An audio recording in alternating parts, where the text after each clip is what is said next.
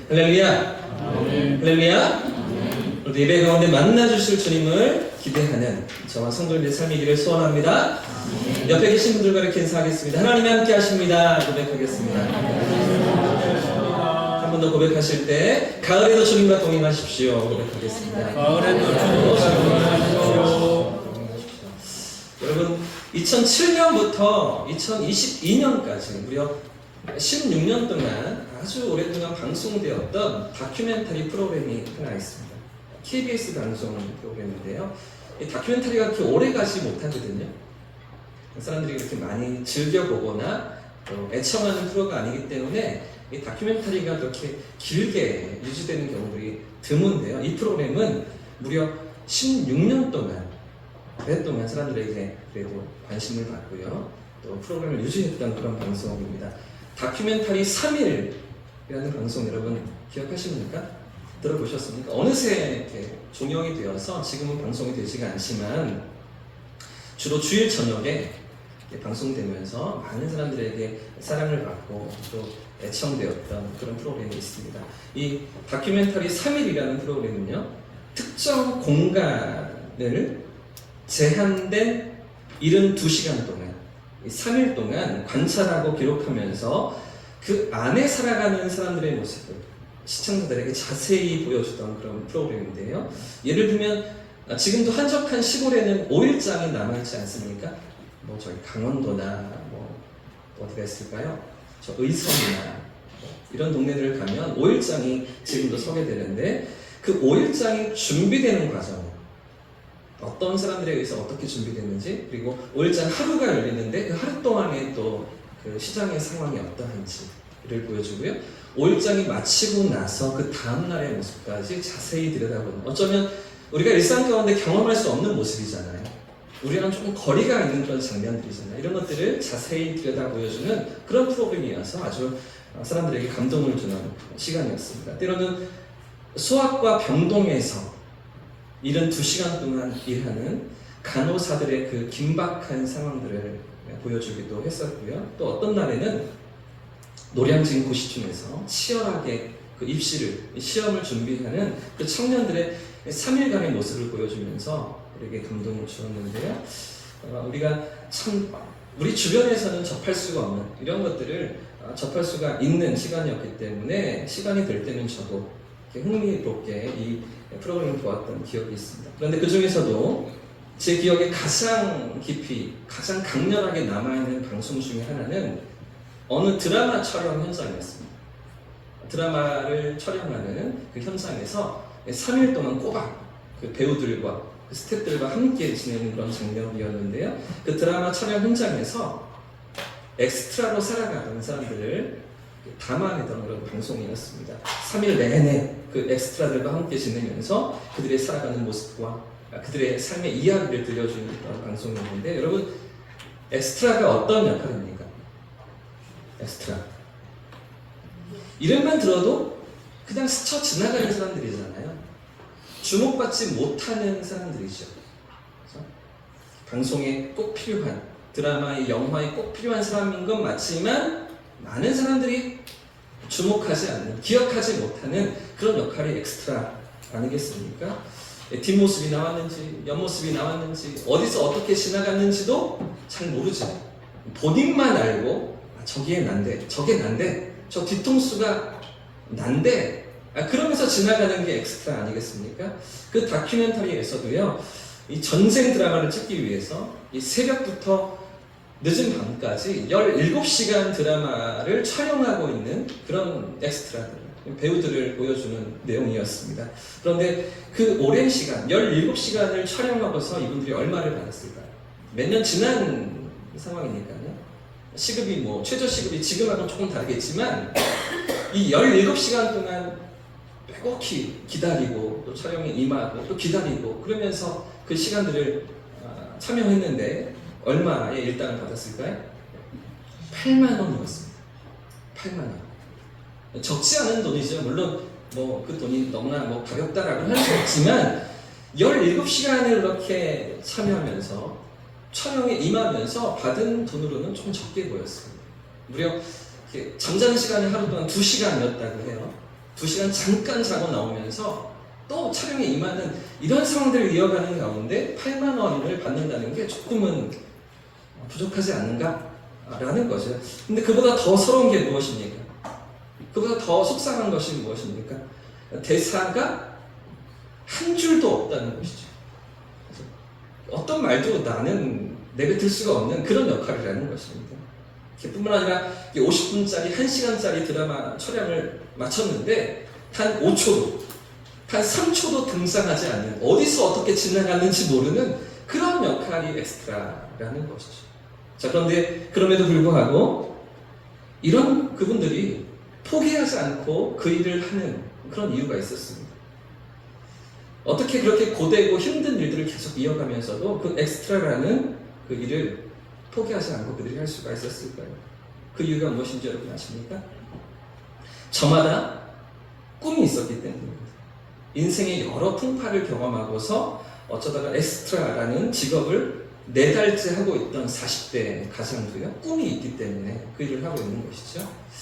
20살에 고등학교를 졸업하고 대학 진학을 포기하고서 배우가 되고 싶어서 엑스트라를 하고 있다는 20살의 청년도 꿈이 있기 때문에 그 일에 참여하고 있던 것입니다. 평일에는 자동차 판매 영업을 하고요, 주말에만 나와서 이 엑스트라를 하고 있다는 30대도 꿈이 있기 때문에 모두 다 그 꿈 때문에 그렇게 힘들고 고단한 엑스트라라는 자리를 포기하지 않고 꿋꿋이 버텨내고 있던 것입니다. 여러분, 그들의 꿈이 무엇일까요? 이런 그분들의 꿈이 무엇이겠습니까? 언젠가는 비중 있는 역할을 맡게 되리라는 것 아니겠습니까? 언젠간 나도 대사를 하게 되고 나도 주목받는 연기자가 되고 사람들에게 인정받는 배우가 되겠다는 그분들의 꿈들 아니겠습니까? 자, 그런데 저는 이 다큐멘터리를 한참 지켜보다가 문득 이런 생각이 들었습니다. 그런데 현실은 어떻지? 그런데 우리가 살아가는 세상은 어떠한가? 이런 질문이 떠오르는 거죠. 모두가 주인공의 꿈을 꾼다고 해서 다 주인공이 되는 것은 아니잖아요. 아무리 많은 엑스트라들이 주연의 꿈을 꾼다고 해도 그들 모두가 드라마의 주인공이 될 수 있는 것은 아니라는 것이죠. 주인공의 자리를 얻지 못하는 사람들도 분명히 있지 않겠습니까? 우리가 지난 2주에 걸쳐서 우리는 요셉이라는 인물을 함께 살펴보았는데, 요셉에게 꿈을 주시고 그의 인생을 이끌어 가시던 그런 하나님을 우리가 확인해 보았지요. 17살의 노예로 팔려서 어떤 희망도 가질 수 없던 그런 인생을 수많은 사람들 앞에 당당히 내세우시며 온 세상이 주목하는 역사의 주인공으로 요셉을 세우시는 그런 하나님의 섭리와 인도하심을 우리가 함께 생각해 보지 않았습니까? 자, 그런데 오늘 우리가 또 하나 생각해 봐야 될 것이 무엇입니까? 꼭 그렇게 주인공이 되어야만 하나님이 쓰시는가 하는 것입니다. 그렇게 주연 배우가 되어야만 성공하는 인생인가 하는 것이죠. 이 시대에 우리는 주인공만을 영웅으로 생각하는, 영웅으로 받드는 그런 세상을 우리가 살아가고 있습니다. 그래서 예전에 어떤 개그맨이 이렇게 세상을 비꼬면서 얘기하지 않았습니까? 1등만 기억하는 더러운 세상, 이렇게 말하면서 비꼬았었죠. 그런데 안타까운 현실이 무엇입니까? 이게 사실이라는 거죠. 1등만 기억하는 세상이라는 것입니다. 가장 인기가 있는 사람들이 누구입니까? 단역이겠습니까? 엑스트라겠습니까? 주연입니까? 그렇지가 않죠. 주인공이잖아요. 주연 배우만 인기를 독차지하는 거죠. 그런데요, 사랑하는 여러분, 과연 성경도 그렇게 말하고 있느냐는 것이죠. 우리 하나님께서도 그런 분이신가 하는 것입니다.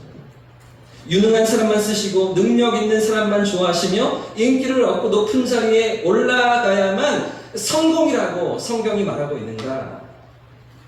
그렇지 않다는 것이죠. 우리가 살피고 있는 창세기의 이 요셉 스토리는 어쩌면 총리로 세워진 요셉을 부각시키기 위해서 주목받지 못하는 그 나머지 11명의 형제들을 조금은 간과하고 조금 무시하고 덮어두고 있는 것 같아 보이기도 합니다. 그러나 사실은 그렇지가 않거든요. 전혀 그렇지가 않습니다. 조연도 쓰시는 하나님이시죠. 할렐루야! 사람들이 주목하지 않는 인생도 그 역할도 하나님은 사용하신다는 것입니다. 조연을 통해서 일하시는 하나님, 엑스트라를 주인공처럼 쓰시는 그 하나님, 그 하나님의 손길과 그 역사를 확인하는 오늘 예배가 되시기를 예수님 이름으로 축복합니다. 우리가 함께 살펴왔던 창세기 후반부는요, 거의 요셉 중심으로 스토리가 전개되어집니다. 창세기 37장에서부터 본격적인 요셉의 이야기가 시작되어서 마지막 50장까지 모든 이야기의 중심에 누가 있습니까? 요셉이 있는 것이죠. 그렇죠? 그 숱한 고난과 역경과 절망과 좌절 가운데 어떻게 그가 하나님의 손길로 일어서며 애굽의 그 초강대국 이집트의 국무총리가 되어지고 하나님께 쓰임 받는가? 그 온 가족을 구원하며 이집트를 먹여 살리는 인물이 되었는가? 요셉에게 모든 초점이 있는 것 같습니다. 요셉이 주인공이고 그가 모든 마음과 모든 관심을 다 끌어가는 것 같습니다. 그런데 이 요셉 스토리 가운데서 엑스트라처럼 곳곳에 등장하는 한 사람이 있는데요. 그 사람이 누굴까요? 우리가 오늘 생각해 보려고 하는 유다라는 사람입니다. 야곱의 넷째 아들이었습니다. 그 형제들 틈바구니에서 누구도 주목하지 않던 이 유다가 성경 곳곳에 엑스트라처럼 감초처럼 등장하고 있는데요. 유다는 야곱의 12아들 중에 네 번째 아들이었습니다. 야곱은 첫 번째 아내였던 레아에게서 6명의 아들을 낳게 되는데 그 중에 넷째가 바로 이 유다였던 것이죠. 이 많은 형제들 틈에 부각되거나 인기를 얻거나 어떤 인정을 받는 그런 모습들이 없는 그런 유다였던 것입니다. 그 위로는 3명의 형들이 있었습니다. 장남이 누구였죠? 르우벤이죠. 둘째가 누구입니까? 조금 이제 어려우시죠? 시몬입니다. 셋째가 누구입니까? 레위입니다. 정말 하시네요. 자, 르우벤과 시몬과 레위 그 다음에 아들이 바로 이 유다였던 것이죠. 근데 이 3명 위에 유다의 그 위에 있던 3명의 형들은 이 장자로서의 권리, 장자권을 다 빼앗기고 말합니다. 우리가 지금까지 계속해서 살펴보았던 아브라함에게 주신 축복, 그 축복이 누구에게 이어집니까? 그 아들 이삭에게 이어집니다. 여기까지는 문제가 없습니다. 왜? 외아들이니까요. 하나밖에 없으니까. 근데 그 다음이 문제잖아요. 이삭에게 이어졌던 축복이 또 누구에게로 넘어가야 합니까? 장자 권리인데요. 장자의 권리인데 장자에게 이어져야 하는데 장자인 에서가 아니라 누구에게요? 야곱에게로 이어지면서 야곱의 이름이 이스라엘이 되어지고 하나님의 놀라운 구원 역사를 이룬 한 민족으로 그 이름이 쓰임받는 그런 자리에 야곱이 서게 되습니다. 자, 근데 야곱의 아들이 몇 명이라고요? 12명의 아들이 있는 것입니다. 근데 이 장자의 권리를 누가 차지하게 되는가? 결혼은요, 요셉이 주인공이니 요셉이 장자의 권리를 가진 것이 아닌가? 나중에 보십시오. 요셉의 아들 두 아들이요, 에브라임과 므낫세가 두 몫을 차지하게 됩니다. 그렇죠? 12지파 가운데 에브라임과 므낫세가 들어가면서 요셉 한 사람의 몫이 아니라 두 몫을 차지하는 모습들을 보면서 요셉이 장자의 권리를 가졌던 것이 아닌가 이렇게 생각하게 되는데 그렇지가 않습니다. 요셉이 아닙니다. 원래는 르우벤이잖아요. 장자권 르우벤이 장자권을 가져야 하는데 장자권을 빼앗깁니다. 둘째 시몬도 셋째 레위도 이 장자권을 빼앗기고 마는데요. 왜 그러냐면 르우벤은 아버지 야곱의 첩이었던 빌하와 관계를 맺습니다. 아주 은밀한 짓을 하면서 이 장자의 권리를 빼앗기고 맙니다. 그래서 르우벤은 탈락이죠. 자, 그런가 하면 이제 시몬과 레위에게 이 장자권이 이어질 순번이 되었는데 그들도 빼앗기고 맙니다. 왜 그랬을까요? 창세기 34장에 보시면 세겜이라는 동네에서 이 시몬과 레위가 그 세겜 사람을 다 몰살하는 일이 있거든요. 그들을 속이면서 다 죽이고 진멸시키는 일이 있었습니다. 이런 사육전으로 말미암아서 이런 범죄로 말미암아서 시몬과 레위도 탈락되고 마는 것이죠. 자, 그러면 이제 누구 남아 있습니까? 장자의 권리는 유다에게 이어지는 것이죠. 넷째인 유다가 이 장자권을 차지할 수 있는 기회가 주어졌던 것입니다. 자, 근데 문제가 무엇입니까? 이런 상황 가운데, 이런 현평 가운데 유다가 경험하고 있는 가정의 모습이 무엇입니까? 아버지 야곱의 모든 관심은, 모든 애정은 누구에게 향하고 있습니까? 여러 번째 아들이었던 요셉인 것이죠.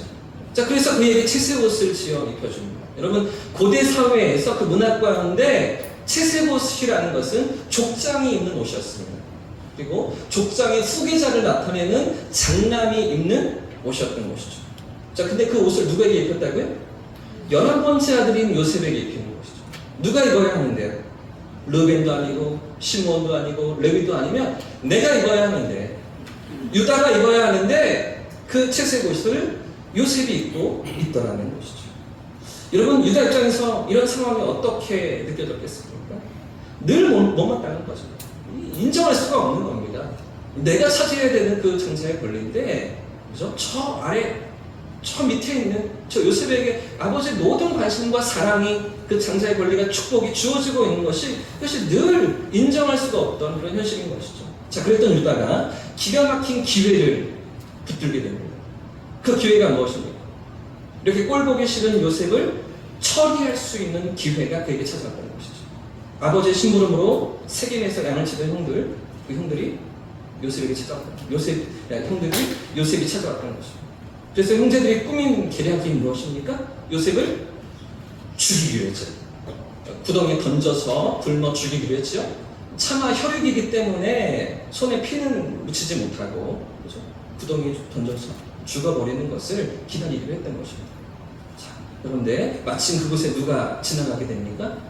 우리 형제들이 양을 치던 그곳에 37장 25절 말씀을 보십시오. 같이 한번 우리 읽어보겠습니다. 25절 시작. 그들이 앉아 음식을 먹다가 눈을 들어본즉 한 무리의 이스마엘 사람들이 길르앗에서 오는데 그 낙타들의 향품과 유향과 모략을 싣고, 지금 요셉을 구덩이에 던져놓고 음식을 먹고 있으면 태연하게 지금, 그죠? 양떼를 돌보고 있습니다. 그런 형들에게 누가 지나가게 됩니까? 이스마엘 상인들입니다. 애굽으로 향하는 미디안 상인들을 그들이 만납니다. 자, 그리고 이때 이 중대한 기도에서 아주 중요한 한 사람이 등장하게 되는데, 이 상황 가운데 한 사람이 나서게 됩니다. 그 사람이 누굴까요? 자, 다음 구절 보십시오. 26절부터 27절 말씀 같이 읽습니다. 시작. 유다가 자기 형제들에게 이르되 우리가 우리 동생을 죽이고 그의 피를 덮어둔들 무엇이 유익할까? 자, 그를 이스마엘 사람들에게 팔고 그에게 우리 손을 대지 말자. 그는 우리의 동생이요 우리의 혈육이니라 하매 그의 형제들이, 자, 마지막 부분을 보십시오. 그 형제들이요? 누구의 말을 따르고 있어요? 유다의 말이 그만큼 영향력이 있는 겁니다. 사실 르우벤은요, 이 요셉을 살려주려고 했었잖아요. 원래 뒤로 빼돌려서, 그죠? 요셉을 지켜주고 살려내려고 했던 것이 르우벤의 생각이었어요. 근데 르우벤, 장남의 말을 따르고 있는 형제들이 있습니까? 그의 말을 청종하는 형제들이 있습니까? 그렇지가 않죠. 다 유다의 말을 따르고 청종하고 있는 거죠. 그만큼 영향력이 있고 그 말에 힘이 있는 그런 위치가 유다였던 것입니다. 유다가 나서고 있는 거죠. 그렇죠? 미디안 상인들에게 요셉을 팔기로, 그렇죠? 가장 먼저 앞장서서 나서고 있는 인물이 바로 이 유다였던 것이죠. 아마 모르긴 몰라도 그 형제들 사이에서 영향력을 생각해 볼 때 처음 요셉을 죽이려고 계획을 품었던 것도 아마 유다가 아니었을까 생각해 볼 수 있는 것 같습니다. 그렇게 냉정하고 차가운 심장으로 배다른 동생을 죽이려고 하고, 더 나아가서 이 상인들에게, 미디안 상인들에게 팔아버릴 것을 제안했던 인물이 바로 이 유다라는 것이죠. 뿐만 아니라 그렇게 요셉을 팔고 나서 요셉의 옷에 이 짐승의 피를 묻혀서 아버지를 속이는데요. 깜짝같이 속이는데, 이 모든 일을 주동했던 인물이 누구라고요?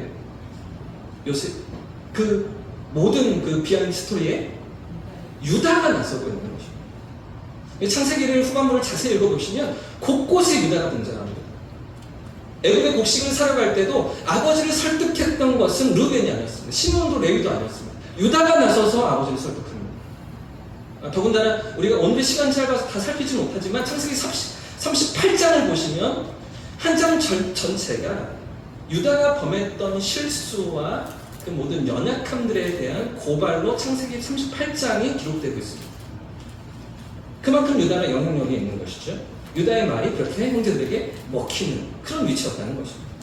아주 머리가 잘 돌아가는 사람입니다. 계산이 빠른 사람입니다. 아주 냉정한 그런 심장을 가진 그런 인물이 바로 이 유다인 것이죠. 자기 이익을 위해서라면 무엇이든지 할 수가 있고요. 형제들을 선동하면서 가장 앞에 서서 동생을 죽일 수도 있고 또 노예로 팔아버릴 수도 있는, 물론 이복 동생이니까. 아버지는 같지만 어머니는 다르잖아요. 그렇게 이기적인 사람이 바로 이 유다였던 것이죠. 그렇게 냉혈한 이었던 사람이 바로 유다인 것입니다. 자, 그리고 이제 세월이 흘러서 이런 유다에게 또 한 번의 기회가 찾아오게 됩니다. 이번엔 또 어떤 기회가 찾아옵니까? 20년 전 요셉이 사라져버린 그 마당에 이제 하나 남은 그 베냐민마저 완전히 처리할 수 있는 그런 기회가 유다에게 찾아왔던 것이죠. 만약 이 베냐민마저 사라진다면 어떻게 되겠습니까? 그 요셉이 사라진 뒤로 아버지의 마음은, 아버지 야곱의 모든 관심과 사랑은 이 베냐민 막내에게 향하고 있었는데요. 그런데 이 베냐민마저 처리할 수 있다면 유다에게는 어떤 길이 열리는 것입니까? 그야말로 장자의 권리를 독차지하는 것이죠. 정말 내가 인정받고 내 권리를 되찾을 수 있는 그런 기회가 유다에게 찾아왔던 것입니다. 지금 유다와 형제들은 곡식을 구하기 위해서 애굽에 내려와 있었습니다. 그런데 벼랑간 그 막내 베냐민이 도둑으로 몰리게 되면서 그들 형제들 모두가 감옥에 갇히거나 종살이를 해야 돼요. 노예로 그렇게 종살이 해야만 되는 그런 상황이 벌어지게 되었는데, 그런데 지금 애굽 총리가, 그 애굽의 총리가 요구하는 것이 무엇입니까?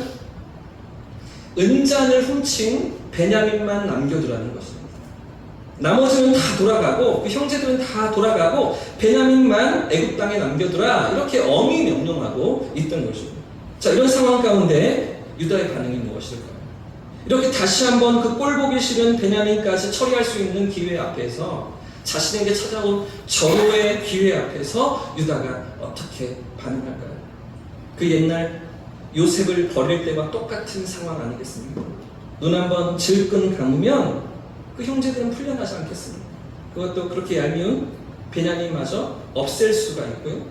이 장자의 권리를 완전히 독차지할 수 있는 그런 기회, 최고의 기회가 유다에게 찾아왔는데, 그런데 이 순간 유다의 선택이 무엇입니까? 20년 전 유다는, 그 오래전의 유다는 그 요셉을 팔아넘기면서 그렇게 이기적이고 계산이 빠른 인물이었죠. 자신의 이익을 위해서라면 무엇이라도 할 수 있는 냉정한 인물이었습니다. 자, 그랬던 유다가 이 상황 가운데 어떻게 반응하고 있습니까? 어떤 선택을 보여주고 있습니까? 완전히 다른 선택을 하고 있습니다. 전혀 다른 사람이 되어 있는 유다의 모습을 오늘 본문이 우리에게 보여주고 있는데, 오늘 읽었던 16절 말씀 같이 한번 읽어보겠습니다. 16절입니다. 시작. 유다가 말하되 우리가 내 주께 무슨 말을 하오리이까? 무슨 설명을 하오리이까? 우리가 어떻게 우리의 정직함을 나타내리이까? 하나님이 종들의 죄악을 찾아내셨으니 우리와 이 잔이 발견된 자가 다 내 주의. 지금 이때도 누가 나서고 있습니까? 유다가 나서고 있잖아요. 가장 앞에서 형들을 대표해서 말하고 있는데요. 이 애굽 총리에게 사정하고 있는 거죠. 간청하고 있는 거죠. 그런데 지금 이 베냐민이 범인으로 몰린 상황 가운데서 유다의 반응이 무엇입니까? 어떻게 행동하고 있습니까? 우리와 이 잔이 발견된 자가, 그렇죠? 이렇게 말하고 있는 거예요. 우리와 이 잔이 발견된 자. 이 잔이 발견된 자가 누구입니까? 베냐민인 거잖아요. 그렇죠? 근데 베냐민만 혼자 남겨두지 않은 거죠. 우리가 한, 우리와 이 잔이 발견된 베냐민이, 그죠?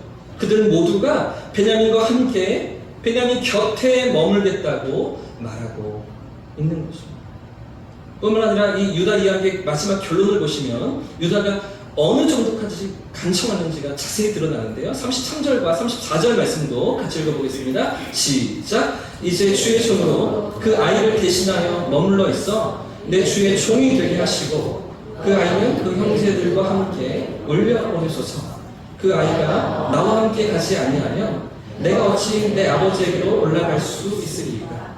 두렵건대 제리가 내 아버지에게. 지금 유다가 무슨 이야기를 하고 있습니까? 자신이 종이 되겠다는 거죠.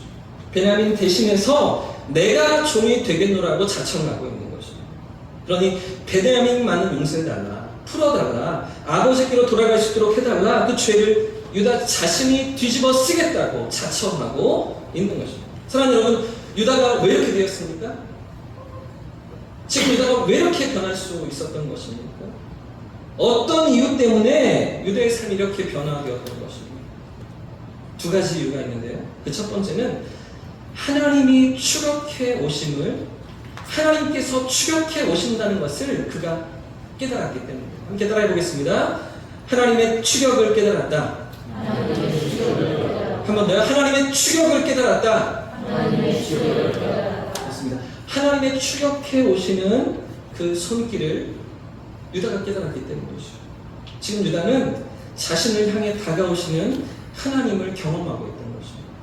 포기치 않으시고 끝까지 찾아오셔서 그 죄를 드러내시고 그 죄를 고발하시는 하나님을 유다가 경험했던 것이죠. 조금 전에 읽었던 16절 말씀이 그런 유다의 고백인데요. 16절 말씀을 제가 한번 읽겠습니다. 유다가 말하되 우리가 내 주께 무슨 말을 하오리이까? 무슨 설명을 하오리이까? 우리가 어떻게 우리의 정직함을 나타내리이까? 하나님이 종들의 죄악을 찾아내셨으니 우리와 이 잔이 발견된 자가 다 내 주의 노예가 되겠나이다.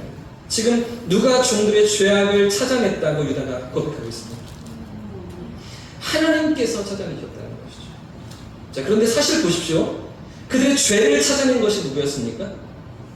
베냐민의 자루에 은장이 감춰져 있던 것을 찾아낸 사람이 누구였습니까? 요셉, 그 총리의 청직이었습니다. 요셉의 하인이었습니다. 그가 베냐민의 자루를 들춰내면서 그 자루에 숨겨져 있던 은장을 찾아냈던 것이죠. 그런데 왜 유다는 하나님이 그 죄악을 찾아내셨다고 말하고 있을까요? 왜 하나님께서 그 죄를 끄집어내셨다고 고백하고 있는 것입니까? 지금 유다가 말하는 그 죄악이 무엇일까요? 여기 하나님이 종들의 죄악을 찾아내셨으니 할 때 이 죄악이 무엇일까요? 사실은요, 베냐민이 은잔을 훔친 이야기가 아닙니다. 베냐민이 범인으로 몰려있는 그 은잔 이야기가 아닌 것입니다. 왜 그렇습니까? 그 은잔을 훔친 게 베냐민이 아니기 때문이죠. 베냐민이 훔친 것이 아니었습니다. 사실은 그 은잔 누가 넣었습니까? 알 수가 없는 노릇이죠.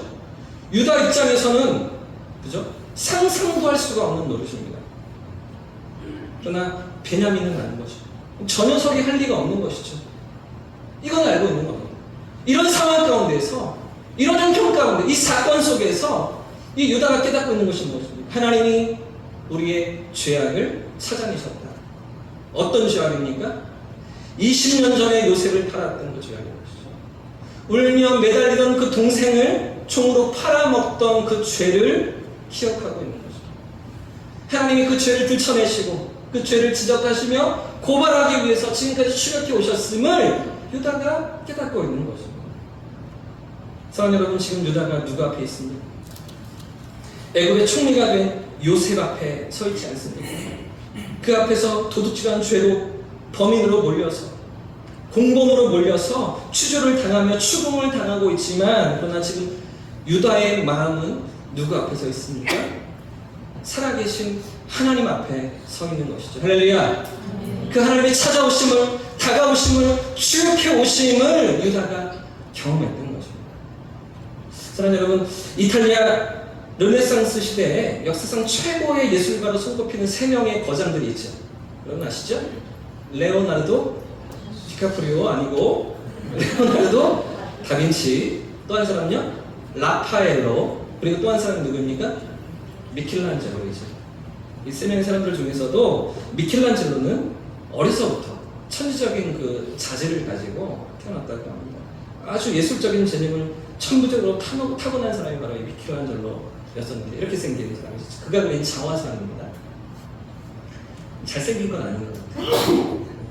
저처럼 곱슬긴 하지만 잘생긴 건 아닌데 이 미켈란젤로예요. 그는 21살의 나이에 세계적으로 이름을 떨치기 시작했습니다. 그리고 24살이 되어서는 그 유명한 피에타상 아십니까? 보여주십시오. 예수님 어머니 마리아가 십자가에서 내려주신 예수님을 이렇게 안고서 비통에 빠진 그런 장면인데요. 이 피에타상을 그 전에도 많은 조각가들이 조각을 했는데 다 잊혀지고요. 지금 세계인들이 기억하는 작품 이거밖에 없습니다. 24살에 미켈란젤로가 만든 피에타상. 너무나 정교하게 그 사람 피부를 묘사하고 또 슬픔에 잠긴 이 마리아의 모습을 아주 절제된 모습으로 또 생생하게 담아놓은 작품이기 때문에 많은 사람들에게 감동을 주고 또 묵상에 잠기게 하는 그런 작품입니다. 자세히 보시면 예수님의 그 시신에 비해서 마리아가 조금 크게 만들어진 것을 보게 돼요. 그래서 처음 이 작품을 감상했던 당시에 그 작품을 의뢰했던 피렌체 가는 사람들은 이 오류가 있다. 어떻게 마리아를 이렇게 크게 만들었냐. 이렇게 막 지적하면서 잘못을 이렇게 이야기했는데, 그래서 미켈란젤로가 뭐라고 얘기했냐면, 예수님의 시신에 마리아가 가려지면 너무나 왜소하기 때문에 멀리서 볼 때, 아래에서 볼 때, 보통 피테상은 이렇게 조금 1m, 2m 위에 세워두거든요. 멀리서 볼 때 입체감을 갖도록 이렇게 만들었다.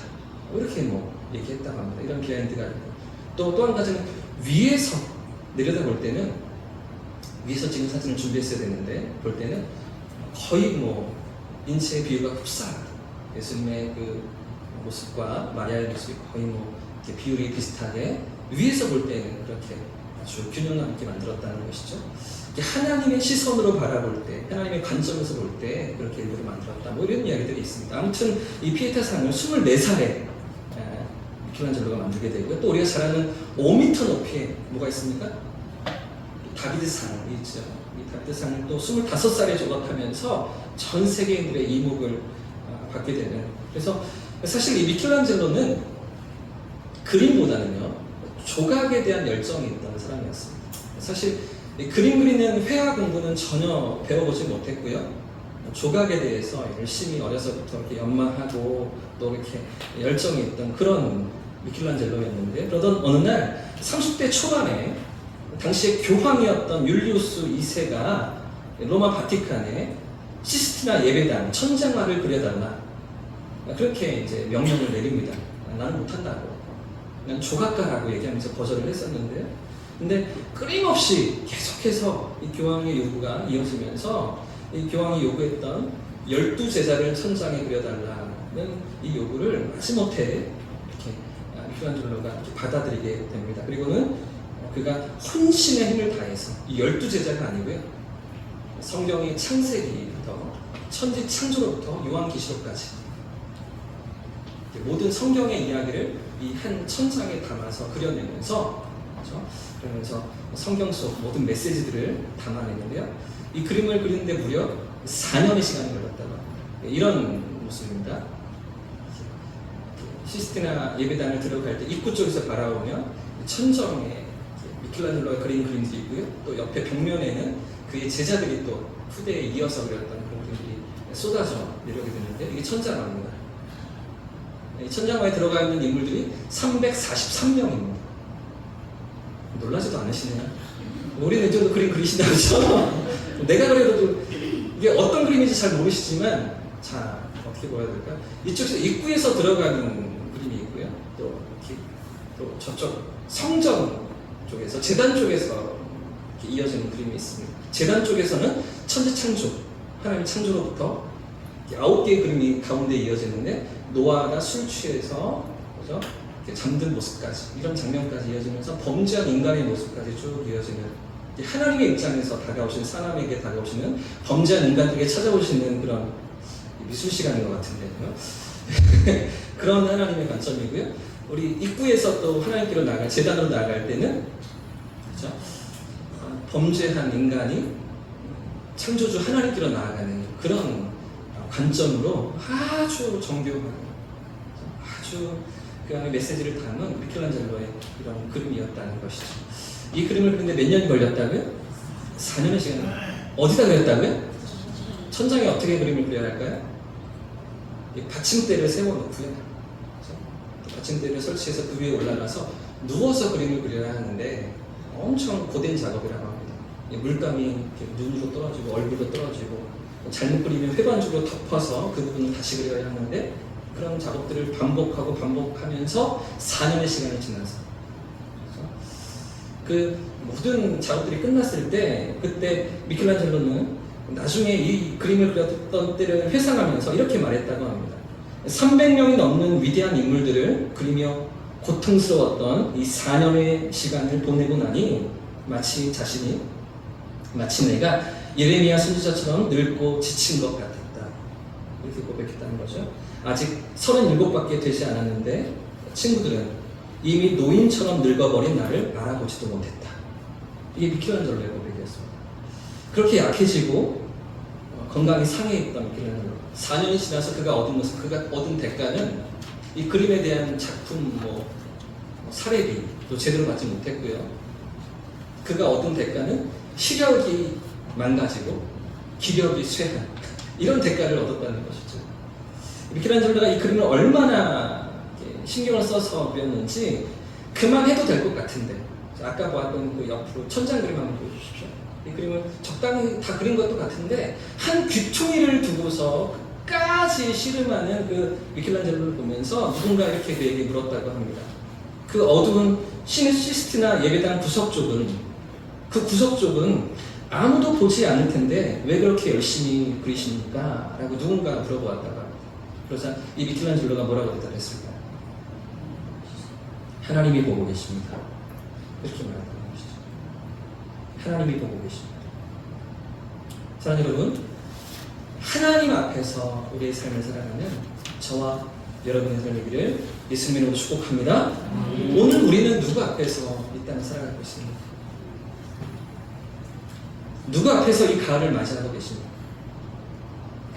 지금 유다는요, 무려 20년이라는 시간이 지났음에도 불구하고 자기의 죄를 잊지 않으시고 요셉을 팔아먹었던 그 죄를 기억하시며 드러내시고 고발하시며 추격해 오시는 그 하나님을 요셉 앞에서, 그 애굽의 총리 앞에서 경험하고 있던 것이죠.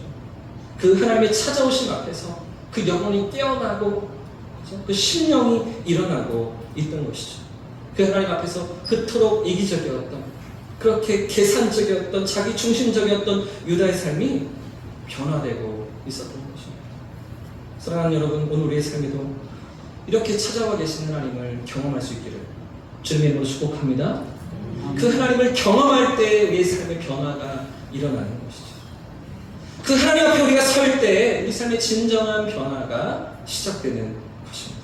불꽃 같은 눈으로 감찰하시는 그 하나님, 그 하나님 앞에 우리가 있음을 기억하면서 그 하나님 앞에서 오늘을 살아가는 저와 여러분의 삶이기를 축복합니다. 자, 그런가 하면 이런 유다가 변화될 수 있었던 또 하나의 이유가 더 있습니다.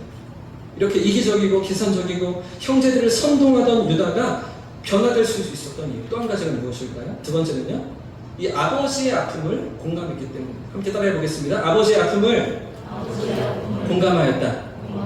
그 아버지의 아픔을 공감하는 유다였던 것이죠. 그 아버지의 모든 아픔과 고통을 지켜보면서 이 유다의 마음이 깨어나고 있었던 것입니다. 우리가 읽은 본문 이후에 이어지는 그 계속되는 말씀 가운데서는요, 이런 유다의 깨달음이 드러나고 있는데요. 먼저 27절부터 29절까지의 말씀을 같이 한번 읽어보겠습니다. 27절 이하의 말씀 시작. 주의 종 우리 아버지가 우리에게 이르되 너희도 알거니와 내 아내가 내게 두 아들을 낳았으나 하나는 내게서 나갔으므로 내가 말하기를 틀림없이 찢겨 죽었다 하고 내가 지금까지 그를 보지 못하여 너희가 이 아이도 내게서 데려가려 하니 만일 재해가 그 몸에 미치면 나의 흰머리를 슬퍼하며 수월로 내려가게 하리라. 지금 유다가 총리에게 전달하고 있는 그 아버지의 심정인데, 아버지 야곱의 그 심정을 총리에게 변호하고 있는 것입니다. 그 20년이 넘는 세월 동안 눈물로 지새우면서 요셉을 그리워하던 아버지라는 것이죠. 그런데 아버지의 모습을 내가 목격했다는 것입니다. 사나운 짐승에게 찢겨 죽었다고 생각하면서 그 아들을 요셉을 그토록 그리워하고 간절히 보고 싶어하면서 눈물이 마르지 않던 그런 아버지의 심정을 유다가 다 지켜보고 다 헤아리고 있었다는 거죠. 그런데 지금 벌어지고 있는 상황이 무엇입니까? 이런 가운데, 이런 아버지이신데 지금 애굽에서 곡식을 사러 와서 그들이 부딪혀 있는, 지금 그들이 당하고 있는 이런 상황이 어떤 모습입니까? 그런 아버지를 설득하고 또 설득해서 애굽의 양식을 얻기 위해 베냐민을 데려왔는데, 그런데 이 베냐민에게 어떤 일이 생겼습니까? 범인으로 몰린 것이죠. 애굽 총리의 은잔을 훔친 범인으로 베냐민이 이렇게 들통났던 것이죠. 그런 아버지 앞에 베냐민을 데리고 돌아갈 수 없는 그런 상황이 벌어지고 있던 것이죠. 자, 그래서 이 유다가 선택한 방법이 무엇입니까? 그 아버지의 심정을 다 아는, 아버지의 아픔을 공감하는 유다가 꺼내놓은 놀라운 제안이 무엇입니까? 베냐민을 대신해서 내가 자신이 노예가 되겠다는 것이죠. 베냐민의 죄값을 내가 치르겠다고 자처하고 있는 것이죠. 그러면서 총리에게 간청하는 이야기가 무엇인지 보십시오. 유다가 총리에게 뭐라고 이야기합니까? 30절에서 31절 제가 읽겠습니다. 아버지의 생명과 아이의 생명이 서로 하나로 묶여 있거늘 이제 내가 주의 종 우리 아버지에게로 돌아갈 때에 아이가 우리와 함께 가지 아니하면 아버지가 아이의 없음을 보고 어떻게 해요? 죽고 말 것입니다. 돌아가시고 말 것입니다. 이같이 되면 종들이 주의 종 우리 아버지가 흰머리로 슬퍼하며 스올로 내려가게 합니다. 지금 유다가 어떻게 변화되고 있습니까? 그 이기심과 시기심으로 동생을 팔아먹었던 그 유다가 아닌 것이죠. 자기 욕심을 채우기 위해서 울며 매달리던 동생을 노예 상인들에게 팔아먹던 그 유다가 아니라는 것입니다. 자신의 죄를 잊지 않으시며 끝까지 추격해 오시는 그 하나님을 경험하면서 그 오랜 시간 동안 아버지 야곱의 눈물과 고통과 괴로움의 세월들을 목격하면서 이 유다의 마음이 깨어나고 그의 영혼이 변화되고 있었던 것입니다. 사랑하는 여러분, 오늘 우리의 삶에도 이런 변화가 있기를 주님의 이름으로 축복합니다.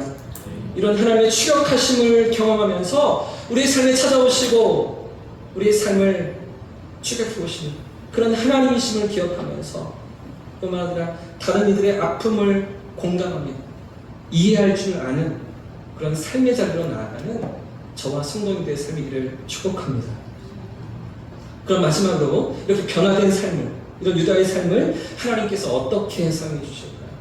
결국 이렇게 새로워진 유다를 하나님께서 얼마나 놀라운 축복의 자리에 세워주십니까? 보통 우리가 창세기 후반부를 읽을 때 야곱의 12아들 중에 요셉을 통해서 그저 총리가 되었던 요셉을 통해서 하나님의 구원 역사가 이루어지고 하나님의 뜻이 이루어져 왔다고 우리가 생각하는데요. 그러나 진짜 하나님의 뜻이 이루어지는 그 통로가 누구입니까? 바로 이 유다인 것이죠. 이 변화된 유다라는 것이죠. 이 유다를 통해서 우리 구주께서 이 땅에 오셨기 때문입니다. 할렐루야!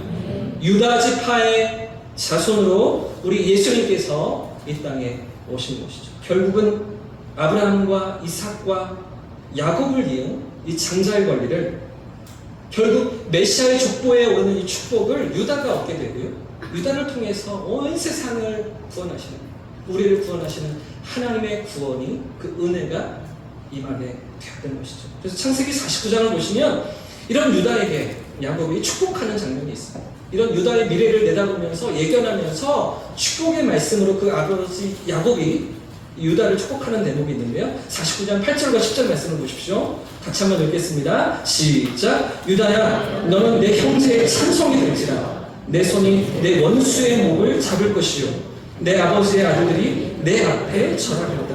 규가 유다를 떠나지 아니하며 통치자의 지팡이가 그 발 사이에서 떠나지 아니하기를 실로가 오시기까지 이르리니 그에게 모든 백성이 복종하리로다.